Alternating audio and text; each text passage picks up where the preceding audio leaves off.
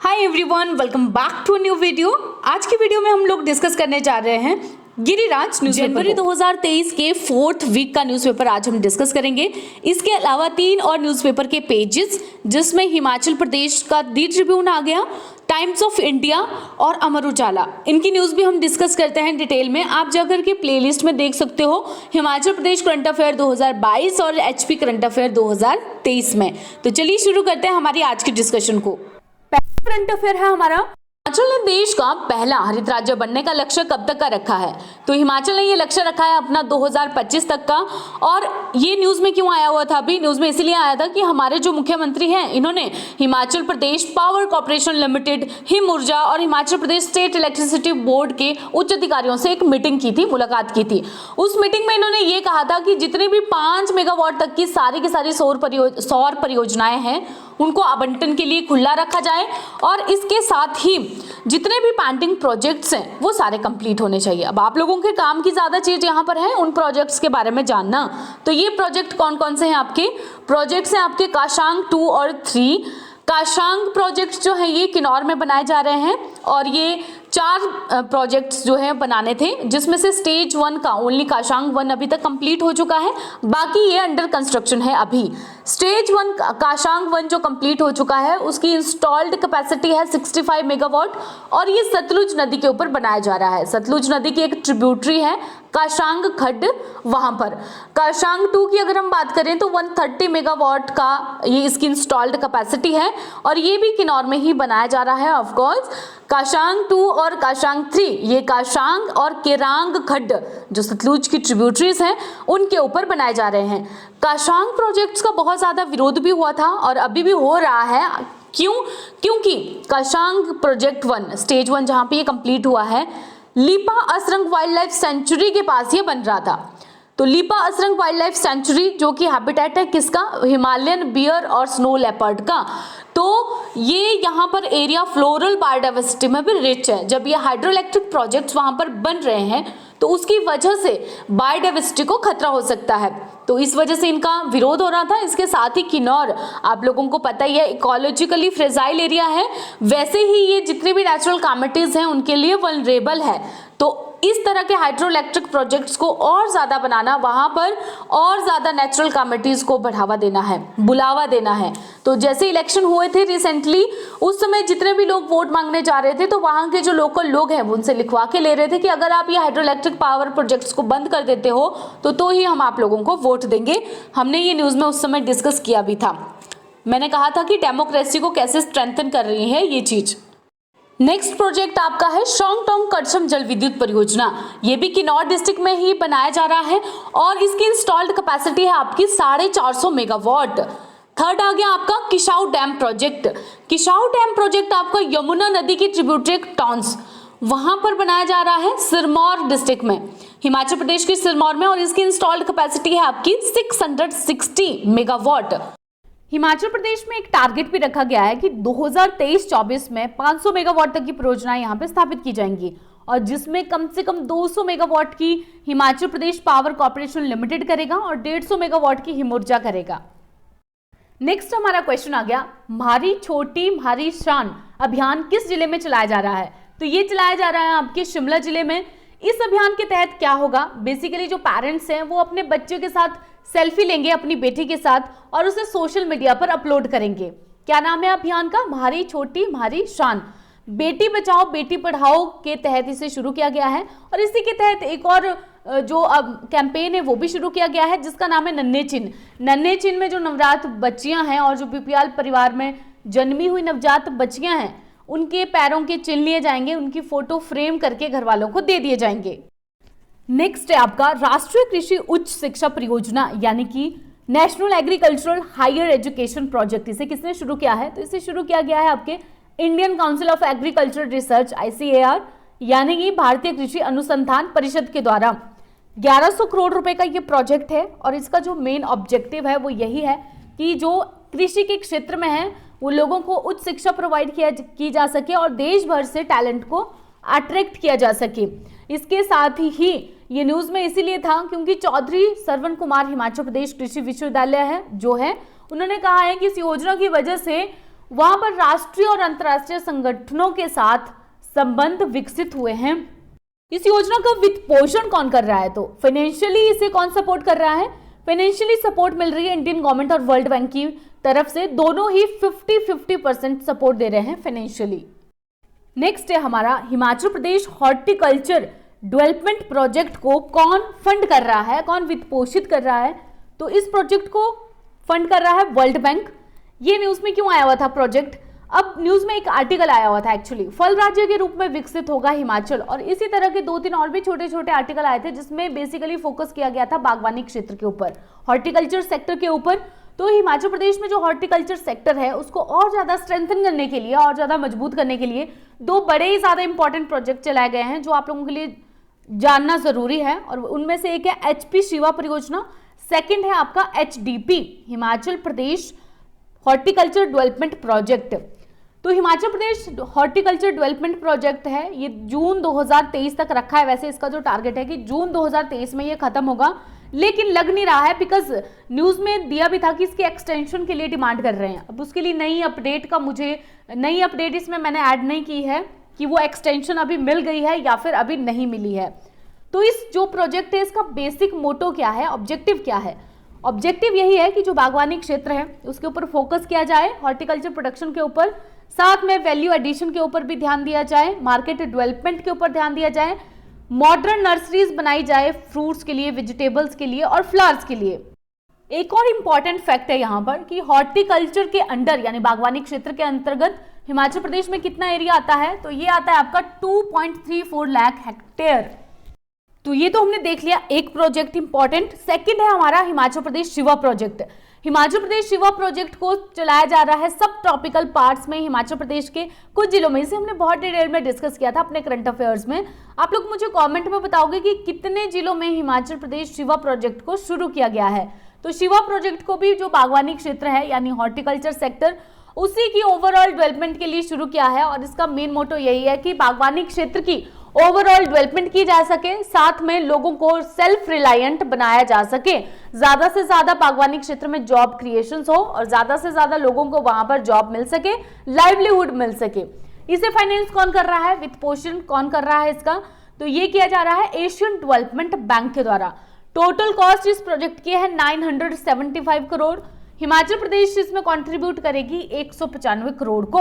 तो और इस प्रोजेक्ट के अंतर्गत क्या किया जाएगा, जो हाई डेंसिटी फार्मिंग है उसको प्रमोट किया जाएगा ताकि स्टेट में हॉर्टिकल्चर रेवोल्यूशन को लाया जा सके। साथ में सोलर फेंसिंग भी की जा रही है इसमें, ताकि जो फ्रूट्स हैं, क्रॉप्स हैं, उन्हें वाइल्ड एनिमल से बचाया जा सके। नेक्स्ट आ गया हमारा न्यूट्रिशन स्मार्ट विलेज। कब से शुरू किया गया है? न्यूट्रिशन स्मार्ट विलेज आपका शुरू किया गया है नवंबर 2021 से। इसे ग्रामीण इलाकों में केंद्र सरकार ने शुरू किया है और आजादी का अमृत महोत्सव के उपलक्ष्य पर ही इसे शुरू किया गया है। इसमें 75 गांव रखे गए हैं। इन 75 गांव में देखा जाएगा कि वहां पर कितने लोगों को कुपोषण है और कैसे उस कुपोषण से छुटकारा दिलाया जा सके लोगों को। अब इन 75 गांवों को all India coordinated research project on women in agriculture के नेटवर्क से जोड़ा गया है। मेन ऑब्जेक्टिव क्या है? मेन ऑब्जेक्टिव इसका यही है कि जो भी लोग आर्थिक और सामाजिक रूप से कमजोर वर्ग हैं, वहां पर कुपोषण को खत्म करना है। कुपोषण कैसे होता है? कुपोषण आपका तब होता है जब आपकी जो न्यूट्रिशनल रिक्वायरमेंट है वो पूरी ना हो, क्योंकि जब अगर लोग आर्थिक और सामाजिक रूप से कमजोर हैं तो ऑब्वियस सी बात है वो अपने न्यूट्रिशन पे ध्यान देंगे नहीं। तभी तो बच्चों में जो स्टंटेड ग्रोथ है वो इस स्टंटेड ग्रोथ जैसी चीजें ऑब्जर्व की जाती हैं। तो इसमें जो मेन टारगेट में आते हैं वो कौन आते हैं? ग्रामीण महिलाएं और बच्चे। तो इन ग्रामीण महिलाओं और बच्चों में पोषण को लेकर के जागरूकता, न्यूट्रिशन की क्या रोल है आपकी ग्रोथ में, वो दी जाएगी। इसके साथ ही शिक्षा और बदलाव को शामिल करना है। साथ में ही मोटे अनाज के उत्पादन को बढ़ावा देना भी है। मोटे अनाज में क्या आता है आपका? मोटे अनाज में आपके आ जाते हैं मिलेट्स। क्या आप लोगों को पता है कि प्राचीन समय में ना लोग मोटे अनाजों को बहुत ज्यादा वैल्यू देते थे, मिलेट्स को, लेकिन समय के साथ साथ अब ज्यादा फोकस लोगों ने किस चीज के ऊपर करना शुरू कर दिया था? जब से वो ग्रीन रेवोल्यूशन आया है तब से ये चीज ज्यादा हुई है, गेहूं और राइस के ऊपर। लेकिन ज्यादा बेनिफिशियल क्या है? मोटे अनाज जो मिलेट्स होते हैं उनमें ढेर सारे फाइबर्स होते हैं। और आजकल अगर आप देखोगे तो फॉरेन कंट्रीज में जो मिलेट्स हैं इनकी डिमांड ज्यादा बढ़ रही है, क्योंकि वही बात है, लोग जो अपने प्राचीन समय का अनाज था उसको ज्यादा इंपॉर्टेंस दे रहे हैं, क्योंकि ज्यादा फायदेमंद वही है हम लोगों के लिए। हिमाचल प्रदेश के मंडी, कांगड़ा और हमीरपुर में इसका सफल प्रयोग किया गया न्यूट्रिशन स्मार्ट विलेज कैंपेन का, इसलिए ये न्यूज में आया हुआ था।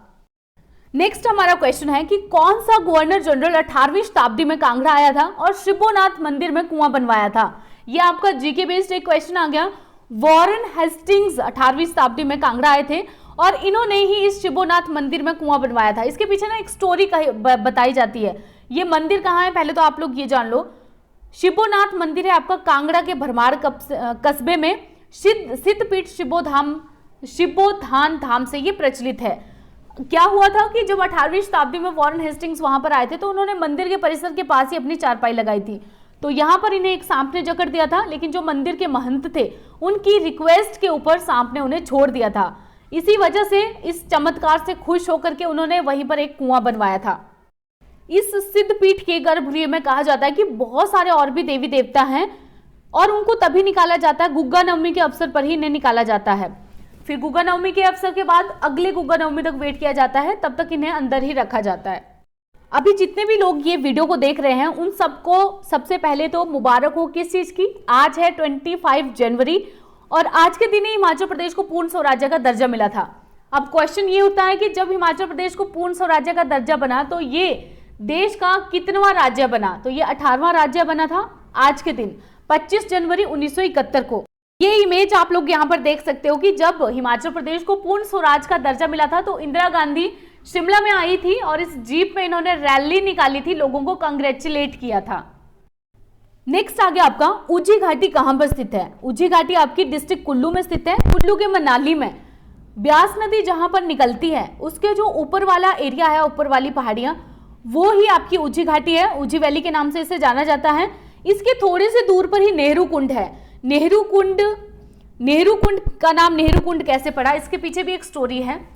1958 में 1958 में जब नेहरू आए थे हिमाचल, उस समय वो मनाली गए थे। तो यहाँ पर ये प्राकृतिक जल का स्रोत था एक, वहां पर उन्होंने पानी पिया। वो इतने ज्यादा उनको पानी यहाँ पे पसंद आया कि वो जब भी यहाँ आते थे तो इस प्राकृतिक जल के स्रोत का पानी जरूर पीते थे और इसके साथ ही दिल्ली भी ले जाता था। स्पेशल यहाँ से पानी जाता था नेहरू जी के लिए दिल्ली को, इसलिए इसका नाम ही यहाँ पर पड़ गया नेहरू कुंड।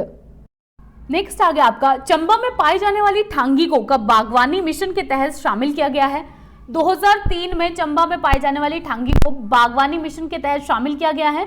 अब ये ठांगी क्या है? ठांगी बेसिकली एक सूखा मेवा इसको बोलते हैं। चंबा में सूखा मेवा है जो पांगी में पाया जाता है। पांगी और ठांगी राइम कर रहे हैं दोनों ही, याद रखना ज्यादा मुश्किल नहीं है। सूखा मेवा है, ये पाया जाता है, लोग इसको बेचते हैं, लेकिन पहले ये सिर्फ जंगलों में ही मिलता था। मतलब इसकी कोई पर्टिकुलर खेती नहीं की जाती है, जंगलों में मिलता है, वहीं से लोग ला करके इसे बेचते हैं। ये ज्यादा फेमस कब हुआ था? अभी जब पीएम ने चंबा का दौरा किया था और उस समय इन्होंने ठांगी का नाम लिया था, तब ये ज्यादा फेमस हुआ। वैसे भी 90 के दशक से पहले लोग इसे इतना नहीं जानते थे कि वो उसका कमर्शियली यूज कर सके। 90 के दशक से ही इसका कमर्शियल एक्सप्लॉयटेशन शुरू हुआ है। नेक्स्ट आ गया आपका बैजनाथ का ऐतिहासिक नाम क्या है? तो बैजनाथ का ऐतिहासिक नाम है कीरग्राम। बैजनाथ में बड़ा ही फेमस है एक बैजनाथ टेम्पल। बैजनाथ टेम्पल को किसने बनाया था? बैजनाथ टेम्पल को बनाया था आहूका मनुका ने। शिवजी का मंदिर है ये। आहूका मनुका 2 ब्रदर्स थे, मर्चेंट्स। और बैजनाथ इसके लिए भी फेमस है कि कौन सा ऐसा, पेपर में एक क्वेश्चन आता है कि कौन सा ऐसा टाउन है हिमाचल प्रदेश का जहां पर कभी भी दशहरे को सेलिब्रेट नहीं किया जाता है। तो बैजनाथ एकमात्र ऐसा टाउन है जहां पर कभी भी दशहरे को सेलिब्रेट नहीं किया जाता है। और ना कि सिर्फ दशहरा, बल्कि यहाँ पर आपको किसी भी गोल्ड स्मिथ की दुकान भी नहीं मिलेगी। अब इसके पीछे एग्जैक्ट लॉजिक क्या है ये तो नहीं पता, लेकिन लोग फिर भी बहुत सारी स्टोरीज में अलग अलग तरह की बातें बताते हैं, जिनमें एक ये है कि बैजनाथ में बहुत टाइम पहले एक लोगों ने कोशिश की थी कि वो दशहरे को सेलिब्रेट करें, और जब उन्होंने ऐसे किया था तो जितने भी मतलब लोगों के जिस ग्रुप ने ये किया था उन सभी की डेथ हो गई। इसके पीछे एक ये भी कहा जाता है कि जब रावण ने शिवजी की तपस्या की थी तो अपनी तपस्या से बहुत ज्यादा खुश कर दिया था शिवजी को। तो फिर रावण ने कहा कि अजर अमर होने का वरदान तो ले लिया, लेकिन इसके साथ एक और चीज ये भी मांगी कि आप मेरे साथ लंका चलो। अब शिवजी ने क्योंकि वरदान दिया था वो मना तो कर नहीं सकते थे, तो इसीलिए उनको साथ में चलना पड़ा रावण के। लेकिन शिवजी ने भी रावण को एक चीज कही कि जब आप मुझे लेकर जाओगे तो कहीं पर भी मुझे नहीं रखना है। जब रावण इस एरिया से होकर के आ रहा था तो वहां पर उसको आई नेचर कॉल। जब रावण को नेचर कॉल आई तो वहां पे उन्होंने एक शेपर्ड को देखा और उसको बोला कि तुम इस लिंग को पकड़ो, शिवलिंग को, और इसको नीचे मत रखना, लेकिन शेपर्ड ने उसे नीचे रख दिया और तब से ही बैजनाथ टेम्पल वहां पर बना है। बहुत ज्यादा मान्यता है इस टेम्पल की और इस टाउन के लोग कभी भी दशहरे को सेलिब्रेट नहीं करते हैं। नेक्स्ट आ गया हमारा सबसे पुराना व्यापारिक मेला कौन सा है हिमाचल प्रदेश का। तो हिमाचल प्रदेश का जो सबसे पुराना व्यापारिक मेला है वो लवी मेला है। लवी मेला कहाँ पर मनाया जाता है आपका? ये मनाया जाता है आपका रामपुर बुशहर में। इसे इंटरनेशनल स्टेटस हासिल है, अंतर्राष्ट्रीय लवी मेला है ये। और ये सबसे पुराना क्यों कहा जा रहा है इसे? सबसे पुराना इसलिए कहा जा रहा है क्योंकि एंड ऑफ 17th सेंचुरी से इसे मनाया जा रहा है। उस समय जो बुशहर था वहां के राजा थे केहरी सिंह, 1639 से लेकर 1696 तक। तो उस समय पर तिब्बत के जो 5th दलाई लामा थे उनके साथ इन्होंने एक ट्रेड ट्रीटी की थी। उस ट्रेड ट्रीटी का ही आउटकम है कि लवी मेले को रामपुर बुशहर में तब से अब तक मनाया जाता है। बिलासपुर कहलूर का नाम याद आ रहा है मुझे। बुशहर और तिब्बत के बीच में जो ये ट्रेड ट्रीटी हुई थी ये टैक्स फ्री थी। अब इस मेले में लोग क्या करते हैं? ट्रेड की चीजें लेकर के आते हैं और उन चीजों का ट्रेड करते हैं। ऑब्वियसली बात है, ट्रेड फेयर है तो ट्रेड ही करेंगे। लेकिन लावी जो वर्ड है इसका मतलब ही होता है शीट ऑफ वुलन क्लोथ या फिर शेयरिंग ऑफ शिप। तो मतलब ये जो वर्ड है ये अपने आप में कह रहे हैं कि यहाँ पर समथिंग वुलन का या फिर शीप का ट्रेड होता है। इसके साथ ही यहाँ पर चौमुखी घोड़ों का भी ट्रेड होता है। नवंबर में ये मेला मनाया जाता है हर साल और नवंबर के करंट अफेयर में हमने डिस्कस भी किया था कि जो मेन अट्रैक्शन थी लवी फेयर की वो चौमुखी घोड़े थे। नेक्स्ट आ गया हमारा मसरूर मंदिर किस शैली के बनाए गए हैं? मसरूर मंदिर जो है नागर शैली के बनाए गए हैं, नॉर्थ इंडियन नागर आर्किटेक्चर। ये कहां पर है? कांगड़ा में है ये, कांगड़ा वैली ब्यास नदी के किनारे, ठीक है, वहां पर है ये। 7th to 8th century. कई बार ये भी पूछ लिया जाता है कि ये जो मसरूर टेम्पल है ये किस सेंचुरी में बनाए गए हैं? 7 to 8th सेंचुरी इसका करेक्ट आंसर होगा। अगर कहीं ऑप्शन में 8th आया होगा तो, और बाकी 9, 10 होंगे तो वहां पे आप 8 को क्लिक करोगे, बट 7 to 8th सेंचुरी में ये बनाए थे। रॉक कट टेम्पल इन्हें कहा जाता है और ये शिखर स्टाइल में है। शिखर स्टाइल में इस तरह का आर्किटेक्चर होता है मंदिरों का। शिखर स्टाइल में है, मोनोलिथिक रॉक से इन्हें निकाला गया है। नेक्स्ट आ गया हिमाचल प्रदेश में कितने Rajiv Gandhi model day boarding school बनाए जाएंगे? तो ये बनाए जाएंगे 68 क्यों? क्योंकि हर एक कॉन्स्टिट्यूएंसी में, हर एक विधानसभा क्षेत्र में इन्हें बनाया जाएगा और अभी सीएम ने कहा है कि 100 कनाल में एक स्कूल को बनाया जाएगा। तो ये थे हमारे 4th वीक के करंट अफेयर्स गिरिराज न्यूज़पेपर के, और इसके साथ ही हमने इसमें बहुत सारा जीके वाला पोर्शन भी डिस्कस किया। थोड़ी सी लंबी डिस्कशन ही आज हो गई क्योंकि न्यूज़पेपर का रीड करने का फायदा होता क्या है? न्यूज़पेपर रीड करने का फायदा, आप लोगों ने हिमाचल के एग्जाम्स देखे होंगे, इसमें हिमाचल प्रदेश का जो करंट अफेयर है वो नॉर्मली कम आता है। अगर एचएस की भी हम बात करें तो एचएस में भी आपसे 2 से 3 क्वेश्चन ज्यादा से ज्यादा पूछे जाएंगे एचपी करंट अफेयर से। काम कहाँ आता है ये ज्यादा? एक तो जिन लोगों को मेंस का एग्जाम लिखना है उन लोगों के लिए भी काम आएगा क्योंकि करंट से ही वो चीजों को, पॉइंट्स को जोड़ सकते हैं जो महत्वपूर्ण बिंदु हैं। सेकंड, करंट अफेयर अगर आप लोग पढ़ते हो अच्छे से तो इकोनॉमिक सर्वे पढ़ती बार आप लोगों को ज्यादा बोझ नहीं पड़ेगा क्योंकि इकोनॉमिक सर्वे में भी बेसिकली क्या बताया है? 1 साल का लेखा जोखा आप लोगों को बताया हुआ है। तो करंट अफेयर अगर आप लोगों को पता है तो इकोनॉमिक सर्वे का बोझ आप लोगों के ऊपर ज्यादा नहीं पड़ेगा। थर्ड पॉइंट करंट अफेयर पढ़ने का जो फायदा है वो ये है कि जब आप करंट अफेयर पढ़ते हो तो एक्चुअली पेपर में जो चीजें पूछी जाती हैं वो उन्हीं इवेंट्स से रिलेटेड पूछी जाती हैं। मतलब कोई एक ऐसी चीज है जो बार बार करंट अफेयर, बार बार न्यूज में आ रही है तो उन्हीं चीजों से ही आपके करंट जीके भी पूछी जाती है। मतलब कोई पर्टिकुलर चीज, फॉर एग्जाम्पल अगर मैं बोलूं बैजनाथ का टेम्पल ही है, अगर वो बार बार न्यूज में आ रहा है किसी पर्पज की वजह से, किसी चीज की वजह से, तो उसी से आपसे क्वेश्चन पूछ लिया जाएगा, स्टैटिक जीके का भी। तो फिर कोई पर्टिकुलर स्कीम है जो न्यूज में बनी हुई है, वो शुरू तो बहुत साल पहले कर दी थी, जैसे बेटी है अनमोल योजना हो गई आपकी, शुरू तो ये कब से हुई है लेकिन ये बार बार न्यूज में आ रही है आपकी 2023 में भी। तो आप एक्सपेक्ट कर सकते हो कि एग्जाम में आपसे ये क्वेश्चन पूछा जाएगा। तो इसीलिए जो करंट अफेयर्स है उनको देखना आप लोगों के लिए इंपॉर्टेंट हो जाता है।